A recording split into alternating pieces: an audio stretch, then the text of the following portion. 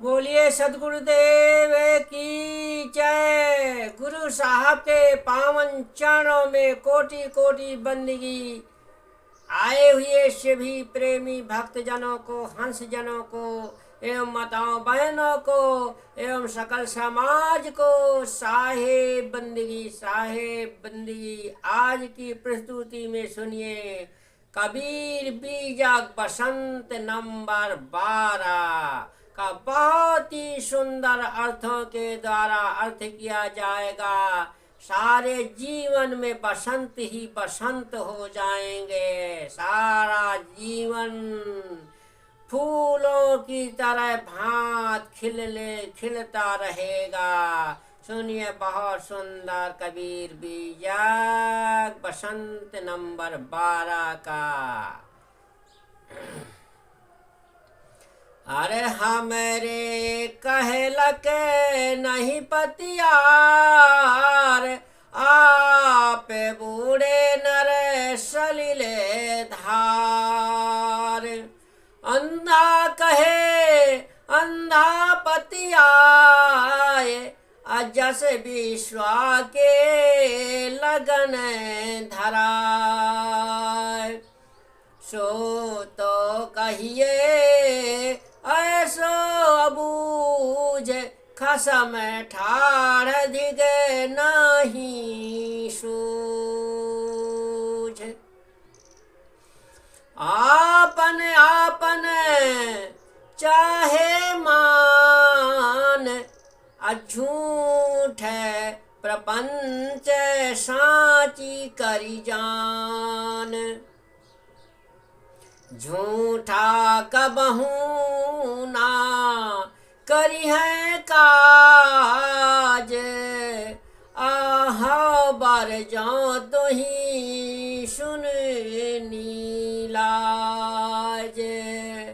छाड़हु पखंड मानो बात, नहीं तो पर ब्योह यम के हाथ। कहाँ कबीर नर किया न खोज, भटक मुआ जस बन के रोज। हाँ, सदगुरु कबीर साहब कैसे बताते हैं, सुंदर अर्थ सुने। कबीर साहब कहते हैं कि हे मनुष्य, हमारी बातों पर विश्वास नहीं करता है, वह स्वयं महासागर की धारा में डूबता है। अंधे लोग अंधों की बातों पर विश्वास करते हैं। आदमी उसी प्रकार आत्मनिष्ठा को छोड़कर नाना देवी देवताओं की भावनाओं में बह रहा है। जैसे वैश्या नित्य नए नए लोगों को अपना पति बनाती है, उसको तो ऐसा ना समझ कहना चाहिए कि जैसे किसी का स्वामी पास ही में खड़ा हो, किंतु उसे वह ना दिखाई दे और वह अन्यों के साथ भटके। वैसे आत्मरूपी परमात्मा हृदय में ही विद्यमान है, परंतु अज्ञानवश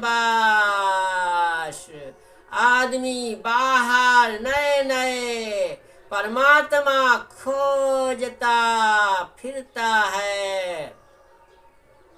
संप्रदाय के लोग केवल अपने अपने मान सम्मान में अटके हुए हैं, इसलिए वह अपने बनाए झूठे आडंबर को सच्चा समझते हैं। परंतु हे निर्लज्ज सुन, मैं तुम्हें झूठ की तरफ जाने से रोकता हूँ, क्योंकि असत्य तुम्हारा कल्याण नहीं कर सकता। इसलिए पखंड की बातें छोड़कर मेरी सत्य बातों को समझने का प्रयास करो, अन्यथा वासनाओं के हाथ में पड़े जो है जलम भर वे चक्कर काटा करोगे। कबीर साहब कहते हैं कि आदमी स्थिर होकर आत्म अन्वेषण नहीं करता, आत्मशोधन नहीं करता, आत्मचिंतन नहीं करता, विवेकी विचारी नहीं बनता। इसलिए वन की नील गायों की तरह भटक भटक कर मरता है। इसलिए सदगुरु कबीर साहब कहते हैं कि हमारे कहलक नहीं बतियार। सदगुरु के कहने पर कोई उनकी वाणी पे वचनों पे विश्वास नहीं करता।